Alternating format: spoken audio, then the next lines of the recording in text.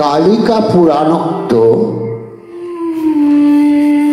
দ্বাদশ অধ্যায় ব্রহ্মা বিষ্ণু মহেশ্বরের অভেদ অংশ প্রথম ভাগ। ঋষিগণ বলিলেন, হে দ্বিজ পুরুষ জনার্দন, শিবের নিকট ব্রহ্মা বিষ্ণু মহেশ্বরের যে অভিন্নতা কীর্তন করিয়াছিলেন তাহা আমরা শুনিতে ইচ্ছা প্রকাশ করি। বিপ্রবর গৌরধ্বজ কি রূপেই বা ত্রিদেবের একত্ব প্রদর্শন করিলেন তাহা বলুন, আমাদিগকে অন্তত শুনতে কৌতূহলী জন্মিছে। মার্কণ্ডদেব বলিলেন, দেবত্রয়ের অভেদ প্রতিপাদন ও একাত্ম প্রদর্শন বিবরণ পরম পবিত্র, পরম গোপনীয়। মুনিমণ্ডলী তাহা শ্রবণ করুন।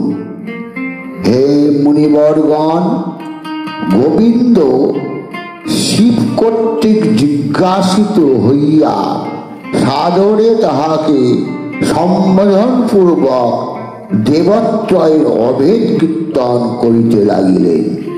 পূর্বে জগৎ ছিল না, এই পরিদৃশ্যমান সমস্তই প্রসূতের ন্যায় তমগুণের দুর্ভেদ্য আবরণে আবৃত, অলক্ষ্য ও অপরিজ্ঞাত ছিল।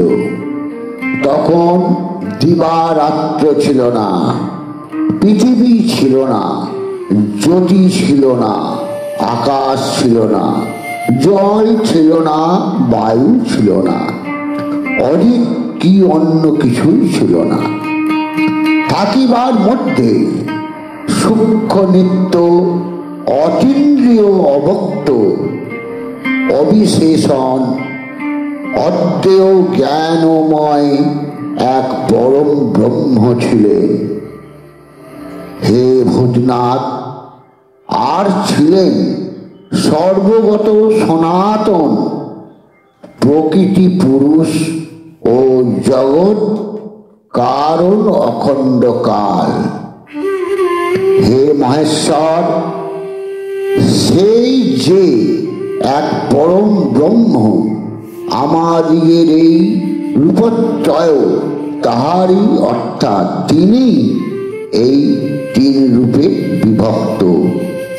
সেই জগদীশ্বরী কাল নামে আরেকটি নিত্য রূপ আছে, তাহা অনাদি অনন্ত এবং নিজের কোনো না কোনো অংশ বিশেষ জনকতা সম্বন্ধ সত্তা প্রযুক্ত সর্বভূতেই কারণ, অর্থাৎ দণ্ডক্ষণ মুহূর্তাদি কালের অংশ। যে দণ্ডক্ষণ বা মুহূর্তাদিতে যে বস্তু উৎপত্তি, সেই দণ্ডাদি সেই বস্তুর কারণ। এই রূপে কালের অংশ কারণ হয় বলিয়া অসীম অখণ্ড কাল কারণ পদ বাচ্য। অনন্তর স্বয়ং ব্রহ্মা সৃষ্টি করিবার অভিপ্রায়ে প্রকৃতিতে বিক্ষোভিত করিয়া স্বপ্রকাশ শক্তি বলে নিরুপম ভাস্কর রূপে প্রকাশিত হন। প্রকৃতি সংক্ষুব্ধ হইলে মহত্ত্ব উৎপন্ন হইল। পশ্চাৎ মহত্তত্ত্ব হইতে ত্রিবিধ অহংকারের উৎপত্তি। অহংকার হইতে পঞ্চতত্ত্ব সর্বব্যাপক পরমেশ্বর শব্দ তন্মাত্র হইতে মূর্তিহীন আকাশ সৃষ্টি করে। হে মহেশ্বর, অনন্তর তিনি রস তন্মাত্র হইতে জল সৃজন করিলেন। নিরাধার সেই জলরাশিকে নিজ মায়া বলে